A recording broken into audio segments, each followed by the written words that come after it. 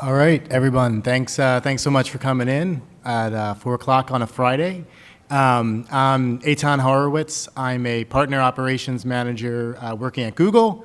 I'm really excited to be here. I'm actually from Philadelphia area. I grew up here, live here now, about 8 miles away from here. So it's really exciting to have O&A here in my backyard and see all the energy this week. That's just been amazing. So hopefully you'll find this really interesting. I will say, actually, I'm not the person that was originally supposed to do this talk. Mary Nahorniak, who is a trainer for the Google News Initiative, was supposed to, but unfortunately she got sick. She's watching in the live stream. Hi, Mary. I hope you're doing well. Thank you for putting this together. I will say this tool, Pinpoint, is really awesome. I knew a little bit about it before I found out on Tuesday that I was going to be doing this, but since diving deep into it even more in the past couple of days, it's really an amazing tool. It's free. It's the kind of thing, when I was a local reporter a while ago, about 13 years ago, I would have sort of killed to have. So hopefully if you're not familiar with it, after today you will be. And yeah, let's just dive in. So just one quick thing. So this session here is one of two that we here at Google and YouTube did. There was another one yesterday that took place in this room on YouTube Shorts for News. If you go to that link or scan the QR code, we have a microsite for you that has information from both of these sessions, as well as some of the resources that we'll mention here. I'll leave this up for another minute. And then I also have the slide with the QR code at the end of the session. So continuing on, as I mentioned, this is brought to you by the Google News Initiative. And just to give you, if you're not familiar, a little bit of an overview, there's basically three pillars of the Google News Initiative: advancing the practice of quality journalism, strengthening and evolving publisher business models, cultivating a collaborative global news community. That work takes shape in a lot of different forms. We do a lot of trainings. Since we launched the Global News Journalist Training Program with the News Lab in 2015, we've trained about 457,000 journalists in 70 countries, and have done about 2.4 million online trainings. We do a lot around combating misinformation. Also, we like to sustain essential reporting through some of our different journalism funds. We work on developing new formats for news, and also advancing technology in the newsroom, which the Pinpoint tool that you're going to see today is a really key example of that, where we've partnered with the news industry to sort of understand what the needs are and help kind of develop tools that can really help journalists do their work in new ways. So Pinpoint that we're going to talk about is part of a broader suite of tools called Journalist Studio. You can see here, it's a collection of tools that have particular use cases for journalists. As I mentioned, some, like Pinpoint, were developed specifically for journalists. Others, like Google Trends, have been around for a long time, has uses beyond journalism, but certainly is also an important and useful tool for journalists. So these are just some of the tools that you'll find within Journalist Studio. Okay, so talking about Pinpoint, and there you have a short link for it, if you want to get to. As I said, you can also get to it from the Journalist Studio page. It's one of our newest tools, and as I mentioned, it was developed to really help journalists in their work. The tool, before I go any further, how many people are familiar with Pinpoint? Raise your hand. A couple people have used it? Okay, great. It's one that continues to evolve. So even if you are familiar with it, you'll probably see some new features, because new features are rolling out all the time that are largely developed with feedback from journalists in mind. So some of the things I'm going to show you today were requested specifically by journalists who've been using it. And then one big new feature, which we'll see at the end, called Extract Structured Data. That was actually an open beta very recently in the past couple of weeks. So you're probably some of the first folks to see it. Really kind of a very cool tool.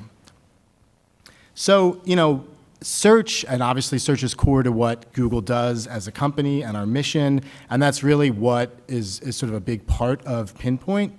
It's using the best of Google's machine learning and AI capabilities to help you make sense of your documents. Because, if you're a reporter, you're going to be dealing with a lot of documents. They may be board meeting agendas. They may be records that you get through FOIA requests, things that you download. And, things have certainly gotten better in terms of documents being online, but you're still, going to have probably PDFs and other documents that, on the surface may not be that easy to search through on your own. So what you'll see, and again, the format here is I'm going to show you some slides that show the tool a little bit, and then we're actually going to do a demo of it live, so you'll kind of see how it works, but just to sort of get you a little familiar. So, part of it is when you upload a collection of documents, and immediately upon uploading the documents, you'll see a breakdown of the most mentioned people, organizations, and location in your document. Like the machine learning will just scan it automatically and see, okay, these are names that are mentioned, and will give you, a count of the name and then how many times it was mentioned. If you click into it, you'll see you can go right and see all those mentions. It does the same for organizations and also locations. One thing that is new pretty recently is you can actually search date ranges. So within all your documents, you can say, hey, show me any references, between this date and that date. And again, that was a feature that was requested from journalists who had been using Pinpoint, and it's now been rolled out. So we've talked, we've said documents, but actually it goes beyond just, a text document. You can see actually, it supports lots of things: PDFs, Word documents, also email archives, PowerPoint presentations. If you cover government or military, you may have a lot of these that you get in the course of your reporting. Some other cool things which we'll see is you can do audio. So one key and very easy use case is it's a great tool for audio transcription. If you upload your interview, with sources or notes, you'll get automatic transcription, which we'll show you.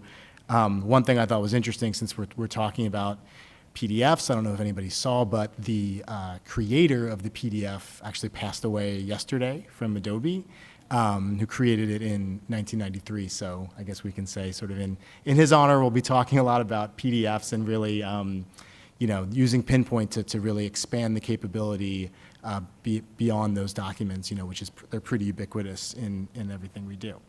Another piece which you'll see in here is that when you upload a collection, it's private by default, just to you. But if you want, you can share your document sets with others. Very similar sort of interface and functionality to Google Workspace, where you can add collaborators. That might be a fellow reporter you're working with, or maybe your editor to look things over. That's also a new feature, whereas previously adding somebody, it was view only, but now you can actually add them and assign a role as an editor or just a viewer. So again, another feature that was requested by journalists using the tool. Another thing that is also new, which you'll see, is that you can make your collections public. So if you have documents that you think the public or other journalists or researchers may find useful, you can actually publish those, and they can be available, and you'll see those as well. All right, so now we're going to switch over to the demo, and I'm going to give you a tour around the tool and how it works. Let's see. Okay, so as I said, it's part of Journalist Studio. You can get to it by going down and finding Pinpoint. One thing to note, if you go to it now, it's possible you may have access to it. It's not open to everybody by default. If you don't have access to it, there's a button you can click, and then there's a form that you can fill out, and it will just ask you what your organization is, and there's a team that reviews these requests. They're generally very fast to get back on those, usually within 24 hours. I know from Mary, when she's given this presentation before, she's mentioned that some people have requested access at the beginning of a presentation and gotten access pretty immediately. So, again, because it is a tool aimed for journalists, it's not just out there for everybody. So when you log in to Pinpoint, you're going to have two tabs here. You have the Explore tab and the My Workspace tab. And let me maybe just make this a little bit bigger. Hopefully that will help. Okay, so I'm going to start with Explore. And as you can see, this is the section that has what I was mentioning, the public collections that others have made available. You can see all organizations are actually also pretty new. You can search and see from specific news organizations that have published collections. So here we have the Associated Press, with some collections, 259 documents, Trump indictments, different bills. So lots of news organizations have already been putting collections on Pinpoint, again, making them available for people to use. You can also certainly search, collections. So, obviously you could probably will find a lot of stuff related to Trump on here, both from news organizations as well as individual users, in the Explore tab. So if you're interested in playing around with it, maybe, but you don't have any documents or collections yourself, this is sort of a good way to kind of get in and start playing around. You can just come in again and open up any of these collections and just start kind of working with them. I'm going to jump back to my workspace and want to show you a couple of things before we jump into some of the collections. So you see in the little settings icon, you can actually set the language for Pinpoint, which obviously if you're from outside the US or in a non-English publication is very useful. So in terms of when you saw the little entities that had people's names or had locations, you can choose what language that displays in. So a number of languages in here. You can also, for your audio transcription, you can set it if you work in a particular language, so that when you upload your audio, it will be transcribed in that language. One thing to note is that the language settings are global, so they apply to all your collections. You can't yet set them per collection, but again, it's probably useful depending on which language you work in as a journalist. All right, so just showing you some of the collections themselves. I'm going to jump in. We have, and you can see some are ones that I've created, some are ones that colleagues at Google have shared with me.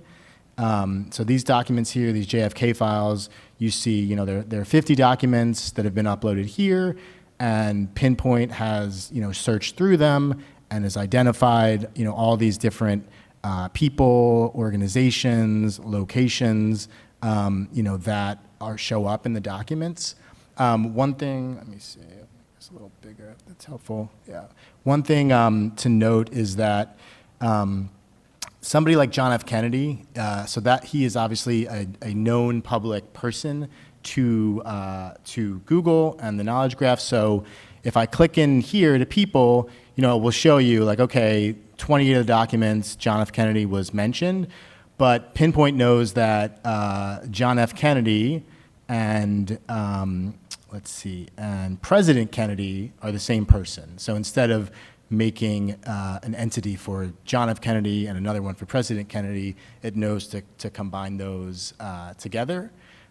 For people that are not known, it doesn't do that. So if your documents have, my name Eitan Horowitz, and then if Eitan M. Horowitz, it's going to have them listed separately.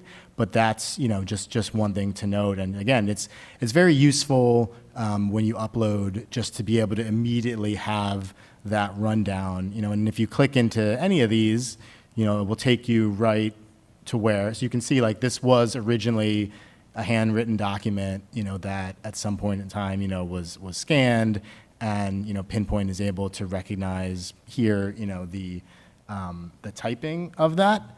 Beyond that, though, I will show you there's the searching is very good in here. It's very powerful. So if I look at let's see, if I look at these NASA documents, and if I search for Loomis State, let's see, if I search here for Loomis State, and I click in, so I see it says Loomis and State here, but if I click in, so you see Loomis was from the type one, but it actually even picked up the handwriting that has State here. So very, very cool in terms of like what it can pick up.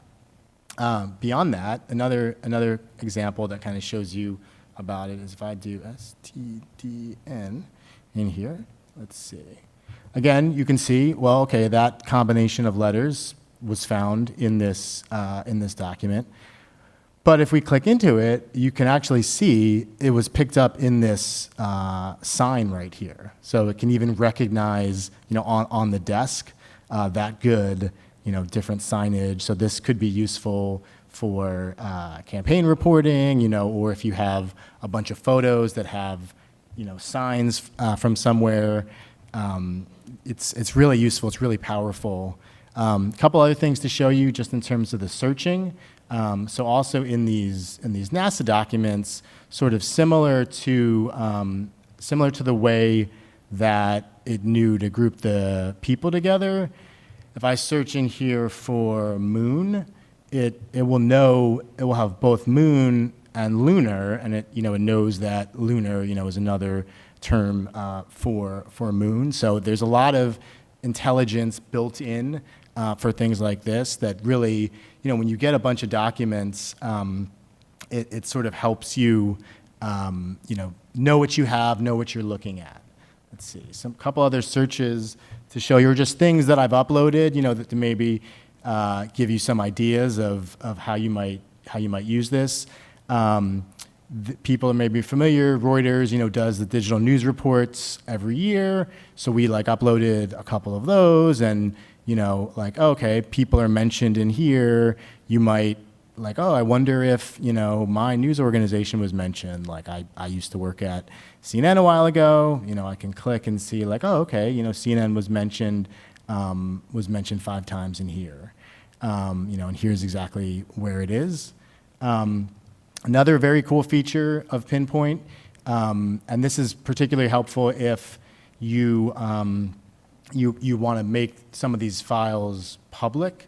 So if I were to go here and say, click on one of these Jack Ruby ones and say, all right, okay, so, oops, actually that one, I think I already did. Let me do a different one. Okay, so say I wanted to call out this particular part in the document. So if I highlight it, and then I get a pop-up that says highlight and get link. So if I click that, and then if I just go into another browser tab, I actually have a link that takes me exactly there. So again, in your reporting, if you're reporting on documents and in the course of an article you want to say, hey, in the document, Trump indictment obviously is a perfect example of this. If you want to reference a specific part, instead of necessarily having to copy and paste the whole thing, for your online viewers, you can use this functionality and highlight and get the direct link to it and take your readers right to there. So that's a very cool feature of it. The other thing I wanted to show, I mentioned the date search is relatively new. So we also have in here, I uploaded some State of the Union speeches. And if I was curious about, okay, in all these speeches, let me see when 2020 was mentioned. So if I put in, just for the whole of 2020 or any date range you want, in these 11 documents, it will show me okay, well, here's some different mentions. Okay, this was a speech in 2020, a State of the Union, but then also in, in Biden's 2021, he referenced, or sort of in the notes here, he referenced the George Floyd murder that was in 2020. So that's a new feature, the ability to search by the dates mentioned in the document. Again, another thing that was requested from journalists, and the Pinpoint team was able to add. Let's see, anything else on those? So, okay, so that's the basic as far as text documents, photos, very powerful search, lots you can do with it to sort of see what you have. The other piece of it, which is, like I said, a very common use case amongst journalists, is for audio recording. So one thing, just to sort of test this out, like I was looking, a long time ago, I covered county commission and city commission meetings and, didn't always get to go to them. And, so here in like Orange County, they have all of their meetings and they have some as MP3s that audio recording of it. So I went in and I uploaded, let's see, a bunch of them, and again, you can see you can see who's mentioned and all that. The way the audio works is if you click into it, let's see. All right, we are back, and let me inquire as to where council is, please. So just the I'll different. call 3 names at a time, if you could please The line different up. spots that are just pauses, but you can, so it's like, it's free. If you have your audio recording, I know there are a lot of transcription services people use that cost money. This one's free, it's on here. You can, again, it's an easy way to sort of search through things. There was an interesting, just to look at this, you can also use Pinpoint, frankly, for personal stuff. So I had, on my computer, I had actually some audio from my wife when she was at a summer camp in 1987. Her parents did, they did tape recordings and they sent them to her. And so I had one and I uploaded it to here. And it was just sort of interesting. Well, first it was interesting to see, what was mentioned and, like, oh, Wimbledon, so like if you click to that, it brings you right here. And then, like if I, Martina, okay, it says Martina Nava. So and like, then tennis. I want to hear about that. This is my wife's I was father. following the tennis the other day, that Martina Navratilova. But what's very cool about this? She's got a record. I think it's the 8th time in a row she won at Wimbledon. So And then tennis. I want to hear sorry. about that. But what's cool is, so it's like, okay, you can see the transcription didn't get it exactly right. So, but you can go in and edit. So I can go in and I can say, okay, I can say Martina. Let's see, I wrote this down because I don't remember how to spell it myself. Navratilova, and then 1 again. So you can just edit it yourself, and then, and then I think this was this. She's got a record. I think it's the 8th time in a row she won at Wimbledon. Yeah, so this is also, 1 at Wimbledon. So that's very cool. It's very easy to do your audio recordings there, to edit them, then you have them, easy to search. Similar thing, if you have hours-long interviews, you could upload them, use the same capabilities that you can use for the documents. The other thing beyond just straight audio files that you can do is you can actually take video files and upload them, and then the audio will be extracted. You can do the same thing. Since we're in Philadelphia and since I'm a sports fan, there's a very famous press conference with Allen Iverson where he talks about practice and going to practice. And so I downloaded this video and I uploaded it. So this description from YouTube says the utters practiced 22 times. But when I actually uploaded it to Pinpoint, let's see. So it has all the people, and if I go into here, okay, and let me see. And then it's like, oh, Arnold Schwarzenegger, like where did that come from? So if I click in here, you can hear what it. I gotta do, I'm gonna come in here, I'm gonna be the biggest, baddest, strongest. What So I you- gotta do, I'm gonna come in here, I'm gonna be the biggest. Yeah, so you can do that, and then baddest, actually looking at let's see, practice. So that said he uttered it 22 times, but Pinpoint actually says 35 mentions of practice. So it's kind of, like if you had something like this, again, when this came out, somebody probably had to make the transcript, sit there, count how many times it said practice. But if you had a tool like this, you could just take the video, feed it right in. Obviously we have lots of video captioning tools today, but this is a free one that's easy, available. So lots you can do there. So I'm going to jump back to show you a little bit about the second part of our demo, and then get into there. And I'm going to leave time at the end for questions, so don't worry about that. So the newest feature is called extract structured data, and really what this does here is it lets you take a collection of similar documents that are in a similar structure and turn them into a spreadsheet. So, for example, the one shown here, say as part of a public records request, you got a stack of W-9s, or some document, employment applications, other things, and the document, each of them has fields for name, date, all that kind of thing. But in order to sort of sum that up, and you might have to go through that by hand or do kind of copy and pasting, because again, PDF document doesn't always, there's tools that can scrape PDFs, but what this tool does, it lets you easily turn these documents into like spreadsheets, essentially CSV files. And you'll see, I'll show you this again. I'm going to sort of show you some slides and then actually do it live, kind of show you how it works. Where what you're going to do is you tell Pinpoint, like, okay, these are the fields that I care about, and you highlight them, and then it does the rest, essentially. And I'm going to show you how this works.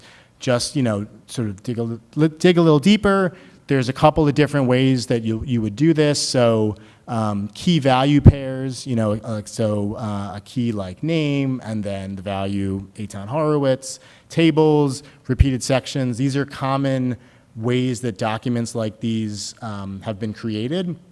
And so Pinpoint has a way to basically annotate each of these types of documents. Again, key value pair, just for an example. Sorry, let me take a drink. You see, year of birth is a key, 1982 is a value. All those type of things, very common on a document. Tables, things often will come in tables as well. Repeated sections here. So these are just different types of way that the data is shown and displayed that are fairly common and that the Pinpoint team has sort of identified as the most common.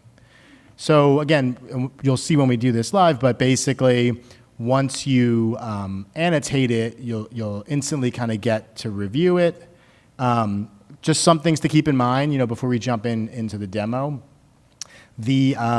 Obviously it really works best when the documents have the same structure. So on the top, those are all W-9s, they're all the same. On the bottom, those are all invoices, but if you look, they're all different. So if you had 3 different invoices from 3 different companies and the style and format of each one was different, it's not going to work well. But if you had one company and all of their invoices and it's all in the same style and format, like that will work well, and that's really kind of what this tool is good for. Okay, all right, demo time. So let's see. I am going to jump back into Pinpoint here. Let's see, and I'm actually going to sort of do it from the upload point. So again, as mentioned before, any collection you create is private by default. Let's see, extract data. Oops, I'll call it that. And you see, and then you get your upload screen. You can upload things that are already in your Google Drive or on your computer. I'm going to grab from my computer. Let's see. My desktop, ONA, Factbook. So I'm going to use these files from the CIA World Factbook, which is they're sort of common files that Wikipedia uses. So I'm going to select these 10 files and watch as I as I upload these, you'll see on the right-hand side of Pinpoint, you'll see those entities start to fill in, the names and the places and the locations, pretty much automatically as it's uploaded, or actually after here, and then once it goes, okay, so like look right here, so it's processing, see it immediately, adds these people in here, and then that was very quick for the 10 documents. You know, that's anything you upload, it's automatically gonna do that. You know, obviously video or audio files might take a little bit longer, but when you upload, it's automatically processing and analyzing using, you know, machine learning to kind of identify these different pieces. So that's basically sort of the basic Pinpoint, and then what we showed before. What's new, and I'm going to show you here, is where you see it says extract structured data beta. So this is the new feature, very new, as I said, I think past week or so. If you have access or will have access to Pinpoint, you'll have access to this as well. So I'm going to click on this. You know, again, it gives you a little tutorial if you want. You know, it kind of explains a little bit what there's a video there that's very helpful. And then I'm going to click Get Started. So it says it requires further processing of your collection. I'm going to click this. Shouldn't take too long, you know, but you can also watch a video. You can see we have 10 documents. So again, to be able to do the extract structured data that we have, there's a little bit more processing that goes on. Okay, you see it's almost done. It's done. Okay, so now we're going to go and say annotate collection. So we're now in the extract structured data screen. And so what Pinpoint does is it selects one of your documents. So I had 10 documents at random, and it, for what it calls a golden document for you. And this is basically, the idea is it's a document that is going to be like the sample document or the document that the rest of them are trained on. If for some reason you don't like the one that it picked, you can click here, 3 dots, and change it, pick a different one. You know, but for our purposes, like this one seems fine that it picked. You know, it's one just to show you what this they all kind of look the same, but country report, you know, you see it's got some data, chief of state, government type, capital, you know, land area, and it's got a table with, you know, the largest cities. So, you know, it's got some data in here, and basically, as I said, if I were to look at any of these 10 documents, they're all going to have the same structure to them. So what I'm going to do first with the key value pair is annotate the document, and I'm going to select the value. And you'll see kind of as I'm doing this, one thing to note, so here, even though this Colombia is only this many characters, I had some longer titles in there, like Afghanistan. So just sort of a tip and good practice is to kind of extend it out here. So you can see, so it basically picked, like I said, hey, this is the value, and Pinpoint picked up that this is the key, you know, country report. Again, sort of continuing through here, I'm saying, okay, this is the value, this is the key. So, and you can see at the bottom, as I'm doing that, it's automatically doing it to all the other documents. So I've just done country report and chief of state for Colombia, but it's gone into every other document and done the same thing, like, you know, instantly as I'm doing that. So if I were to jump into, you know, one of these other ones, France, you can see it did it right there.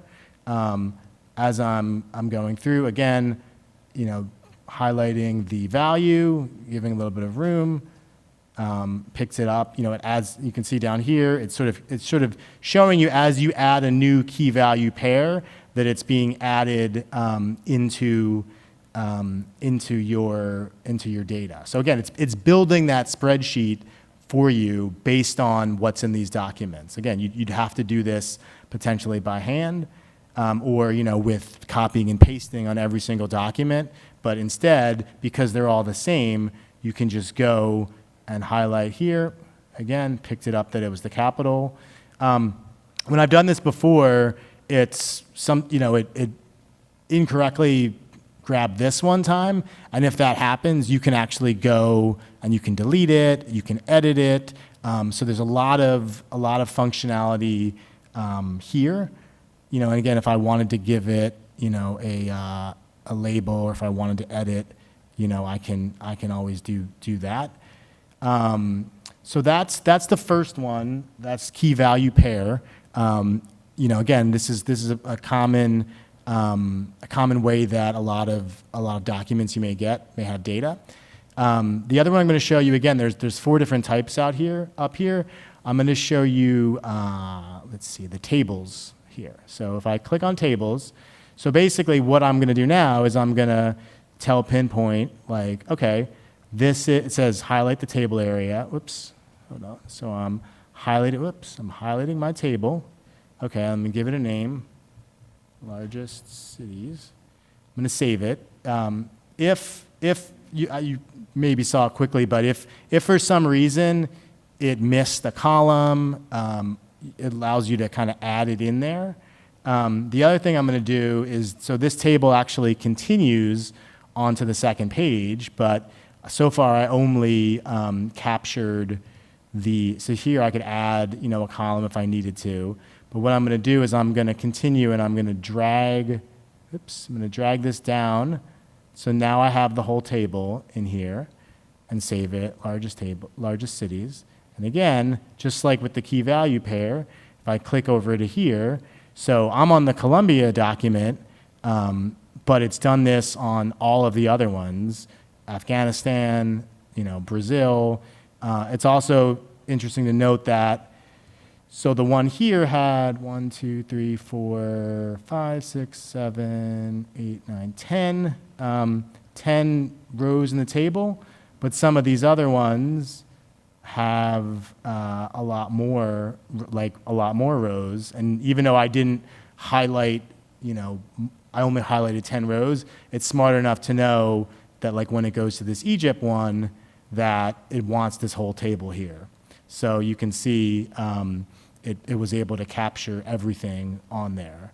Pretty awesome, pretty powerful.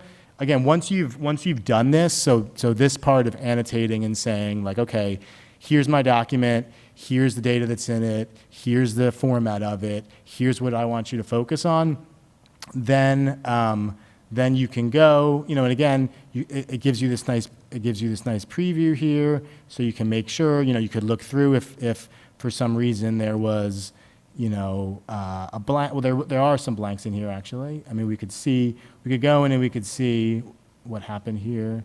Let's see. So, okay, so there wasn't anything in there. So it wasn't, an anomaly. You could, change that if you wanted. But basically, after you've done that, if you extract it, it will, you can download your results. And basically, I'll just show you in my computer. Let's see. Go to downloads. If I unzip it, you can see, you've got a nice spreadsheet or a nice CSV here. I sort of cooking show version. I had brought this already into Google Sheets. So again, I just uploaded that CSV that I just downloaded. Now you have a very workable data set here. The other thing that's very cool to note is that for each row, you have a validation link. So you can click and it will take you exactly to the spot in the document where that piece of data was extracted from. So, if you're looking at the spreadsheet and something doesn't add up or doesn't seem right, you have that link to go right back and see it. So that's our second demo. Again, brand new tool, extract structured data, very, very, very powerful.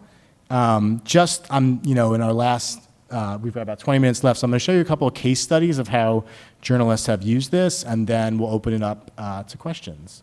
So a couple of stories. I mean, you're probably familiar with Maria Ressa. She's used Pinpoint a lot in her reporting. Just get some of my notes here. Yeah, she's used it to go through 13,000 documents, for a story about history and corruption. and CIA daily briefings about martial law in Manila in 1972. So again, like 13,000 documents, a pretty powerful tool in terms of what you can upload to it. Oh, actually, that reminds me. I forgot to mention a couple of stats. So you can have up to 200,000 files in a single collection, up to 1 gig per individual PDF file. Each account gets 100 gigs of storage. However, if you do ever run out of storage, you can email the Pinpoint team directly. They want to work, with you on that. So if you email them and say, "Hey, I'm working on this story, and we need more than 100 gigs of storage," they're very likely to help you with that. But yeah, so it's the amount of documents that it can process is very cool. Whoops, yeah. Yeah, so these were the Maria Ressa, some of the stories again using, you can see in the screenshot, it's a briefing from October 3rd, 1972, and again, this was all work that she was able to do through Pinpoint, through the analysis here. One of the better known or examples of Pinpoint is actually the Boston Globe did a series of stories in 2021 that won the Pulitzer, called Blind Spot, about dangerous drivers and dangerous roads. So the team requested public records from all 50 states. They built a database looking at crashes, trucking mishaps, sort of seeing that there wasn't really connection from one state to the other. Actually, we have in the link that I shared, there's a nice blog post and video that I think one of the investigations editor from the Globe wrote.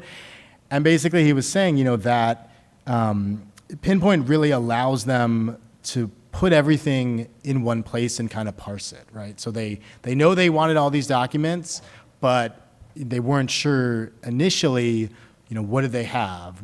Where are those connections going to be made? How do you kind of find them? And so Pinpoint really allowed them to do that. Let's see. Again, some of the documents they said were not photocopied well, or they were upside down. One of these stories was written quickly on deadline. I mean, you saw how fast it identified those entities from when you upload a document. So this doesn't have to be a tool that, is only used for long investigations. You could, like I said, I remember when I was a local reporter, we would get these meeting agendas and, sort of look through them and like, oh, is there anything interesting here? But imagine just putting that all into Pinpoint, having it spit back, and then being able to see like, oh, this controversial developer was mentioned, this many times, or, oh, they're gonna, talk about this, or just, interesting connections and stories that if you were to read through all those documents on your own, you really wouldn't be able to pick up on. That's what Pinpoint allows you to do.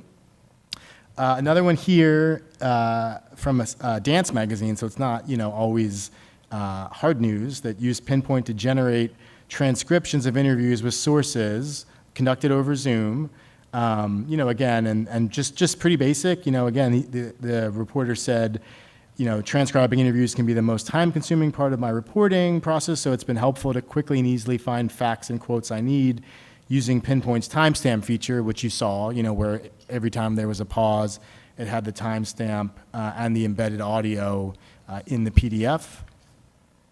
Washington Post has also used it as well, as part of their reporting on different topics. This one was kind of cool, actually, sort of to that point I was making about, you may not know what's in documents without something like Pinpoint. So the reporter, was thinking of a story that he could write for the MLK holiday approaching, and just decided to use Pinpoint and look at 15,000 documents from MLK and see hey, was Baltimore an MLK mention? How did Baltimore figure into these MLK files? And found it, found interesting stuff, and basically wrote a story that's here below, just talking about Baltimore's role in, and in this case, it says federal agents blame Martin Luther King's nonviolent movement for violence in Baltimore and other cities. So you might not have known that without this, right? That maybe wasn't as big of a headline or a story that, was known. So, it's just an example of the kind of thing that you can do when you upload. Another one, USA Today, obviously around COVID, went through hundreds of documents, looking at nursing home records, just to see, to see what's in there, and again, sort of state by state reporting, something that USA Today is kind of known for. So lots of things there. So again, here's the QR code that has the link to resources from this presentation, as well as from the YouTube for News presentation from yesterday.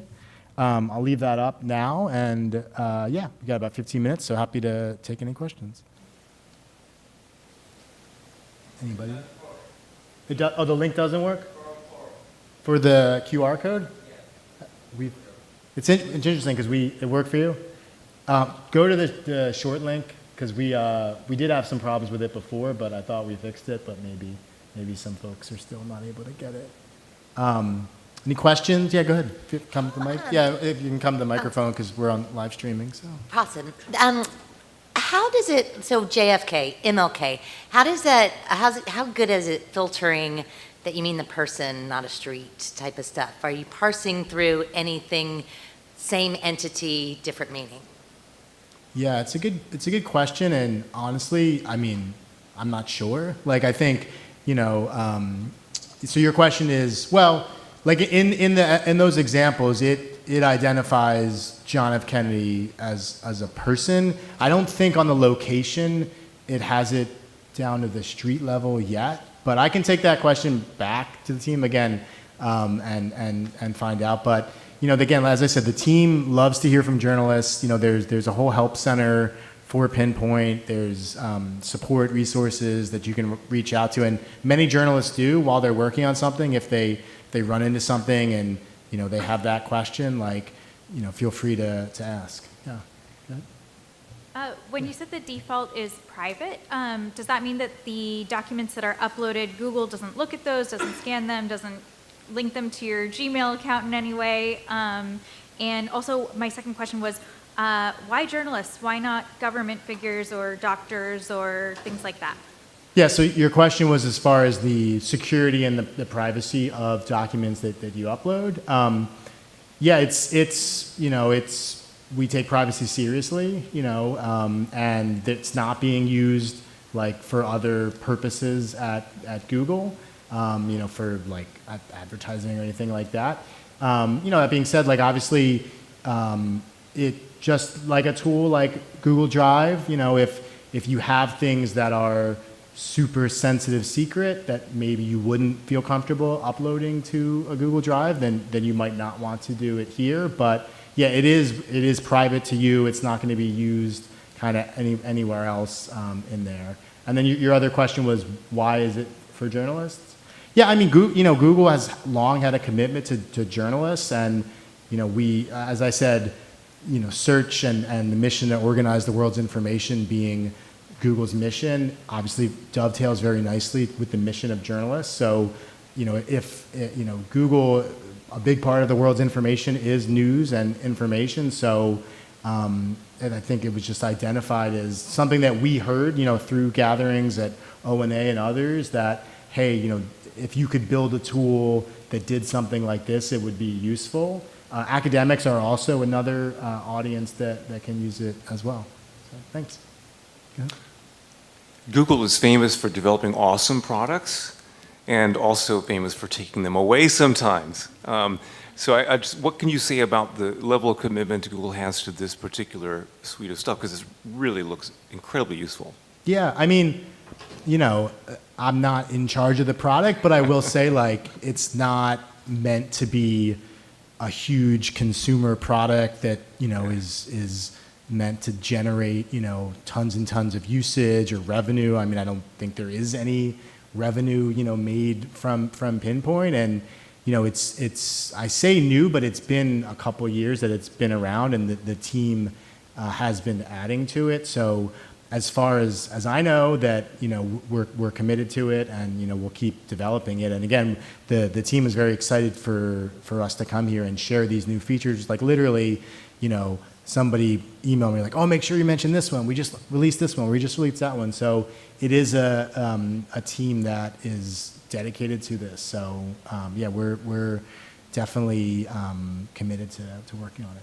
Yep. I use the Google Recorder app on my phone, and that now has the ability to differentiate between speakers within a recording.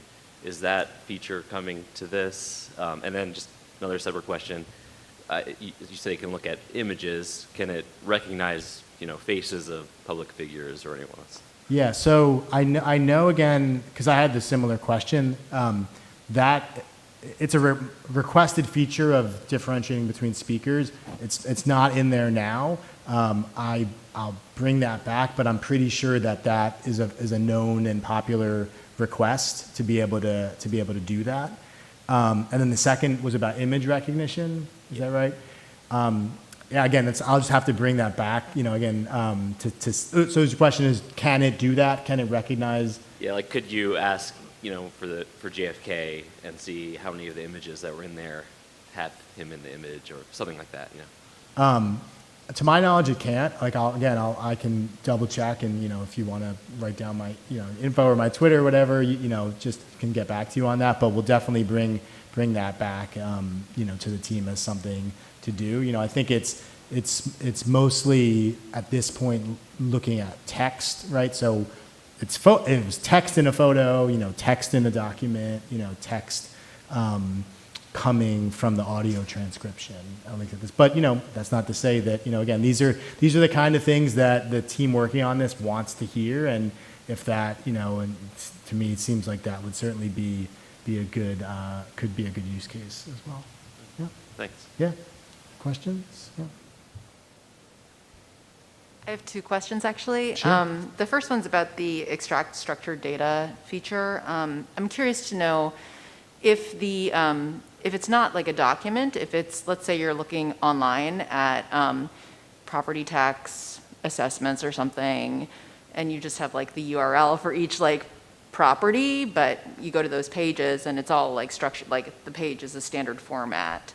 Is there a way to be able to, like, would you have to print those as PDFs and then like upload them, or how would you do that? Yeah, it's a good question. I mean, I know that when you saw the uploading and like it listed the type of documents that it supports, so I would think if you could get from that URL into one of these supported ones. Yeah. Here that you could probably do it. HTML of web pages. So Oh, okay. that, Cool. and there's probably somebody in this room that maybe has tried that or done that, but that seems like that could be a way to do that as well. Okay.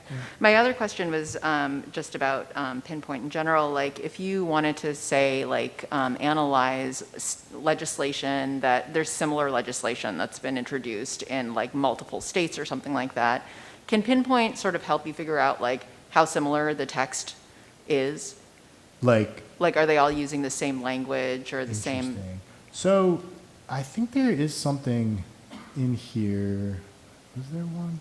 There was one, I think actually one of the AP ones. Let me see if I can find. I think the AP had transgender-related legislation as a collection, but yeah. Yeah, let's look. You can see. Where's the Associated Press? That's yeah. Thank you. Let's see. So, where is okay? Bills to restrict gender affirming.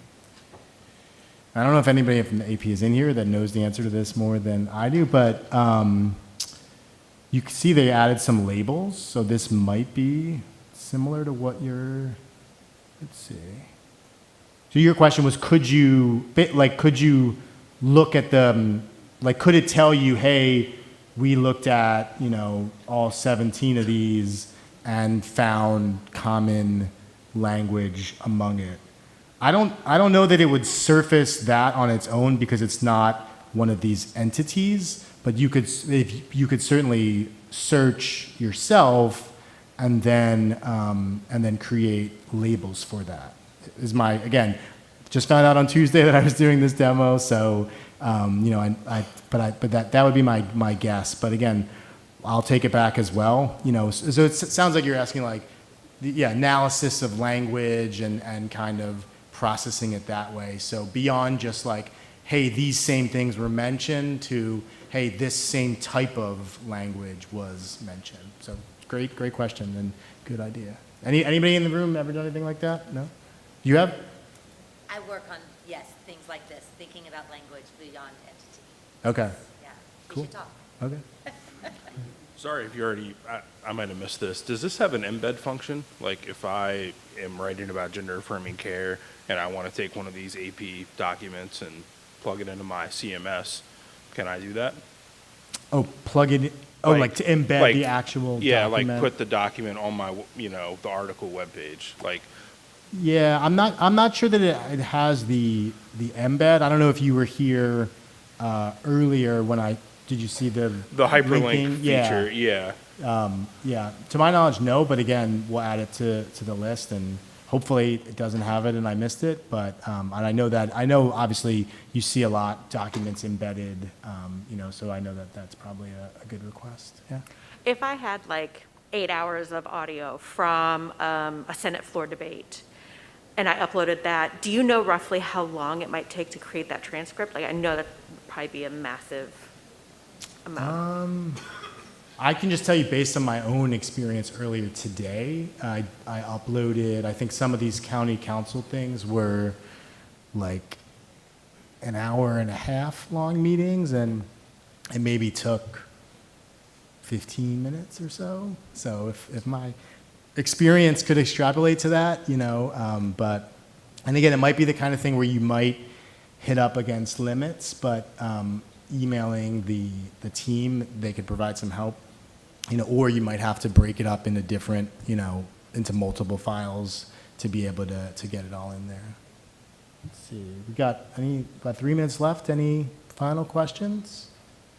Again, I encourage you all to check it out. Like, I know, obviously we're here talking about journalism and use cases for that, but even for personal stuff, like, I did audio when I was in 7th grade with my grandfather who was in World War II. We have the cassette tape, and I'm like, oh, I should definitely just like digitize that, upload it to here, to get like an easy transcript, and sort of to have that and be able to kind of jump around. So beyond stuff for work, like it's a very cool thing, just to be able to, actually the Mary who does the training mentioned, other use cases like hiring managers, maybe in looking at resumes or candidates, just different ways to sort through lots of documents and data and kind of, make sense of it and, and kind of pull out different insights. All right. Well, I think with that, we can wrap up, and thanks a lot. And I'll hang out afterwards if anybody has any questions.